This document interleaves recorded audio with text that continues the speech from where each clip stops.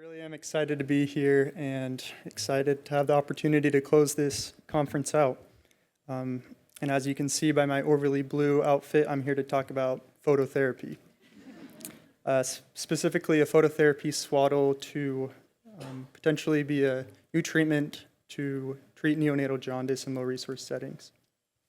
So jaundice is a very prevalent disease, with 60% of all newborns having some form of jaundice, with this percentage jumping up to 80% when these infants are preterm. And when left untreated, it can lead to developmental issues such as kernicterus, as was talked about earlier today. And these diseases that come with jaundice are a lot more prevalent in low and middle income countries. And the current gold standard is phototherapy, more specifically phototherapies under lamps.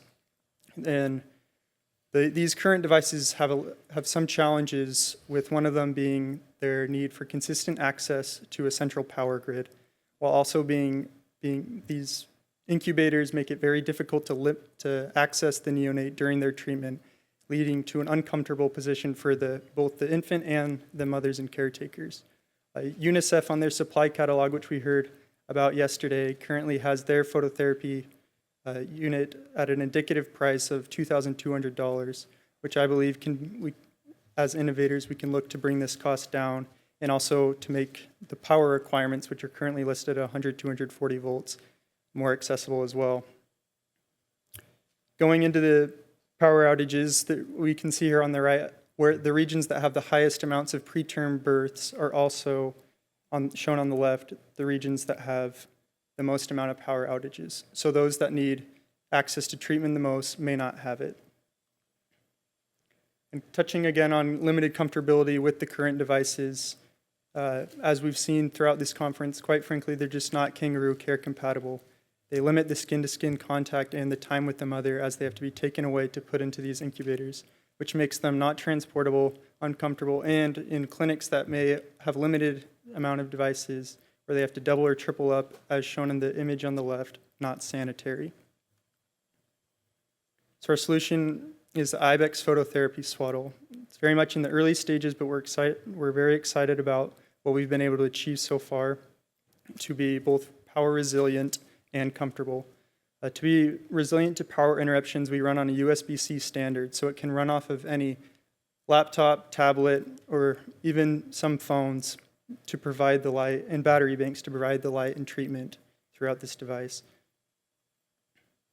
And we strive to be kangaroo care compatible, as we have this device that's comfortable and transportable, which can help promote skin-to-skin contact and use of treatment during feedings. And to do this, it needs to be lightweight, but also washable and reusable for many treatments to come. And then obviously it has to actually treat jaundice, so it has to provide the effective wavelength of light in the irradiance. And to do this, we use blue LED cob strips in an array with a reflective and diffusive sheets in order to get as much effective treatment to the infant and to achieve an irradiance above the standard 30 microwatts per centimeter squared per nanometer. It also needs to be safe, and to achieve this, we use an inductive power transfer, similar to how you would charge an Apple Watch or any other inductive power device. It allows for the light pad to be completely air-gapped or have no cable run in or out, allowing for it to be water and urine and dust protectant, which is tested at IP64, and this just protects all the circuitry as well. And finally, cost-effective. As I mentioned again at the beginning of UNICEF's current indicative price, with the estimated cost of materials, our preliminary cost analysis looks at a market price around $300 to $400, which is an 82% reduction of that price.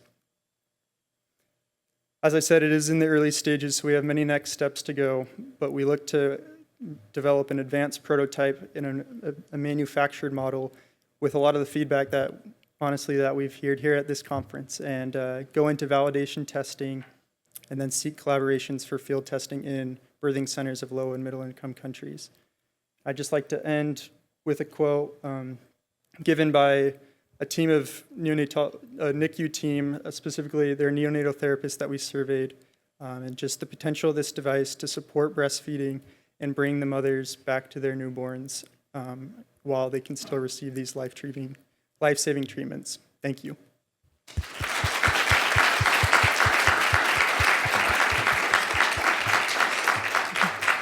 Have you thought about doing a use case in a high income setting and a low resource setting to potentially have a split market strategy where you could sell it at a higher price in a higher resource setting and offset that to sell it lower in a low resource setting?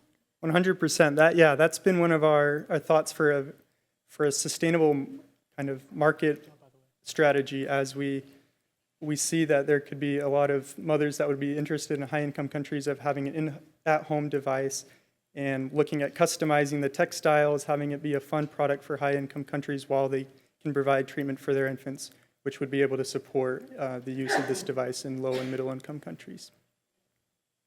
Yeah, well done. I spoke to you in the innovation days, so Yes. I was excited what you have. So I have a brand new, despite having teenagers at home, I have a brand new 1-month-old grandson who has a jaundice. And I just watched like firsthand, even here in the United States, like what a struggle, that is, and how it creates a lot of just anxiety and for new young moms that don't really, they're scared enough that their baby has something. So I love the idea of being able to put them in a swaddle.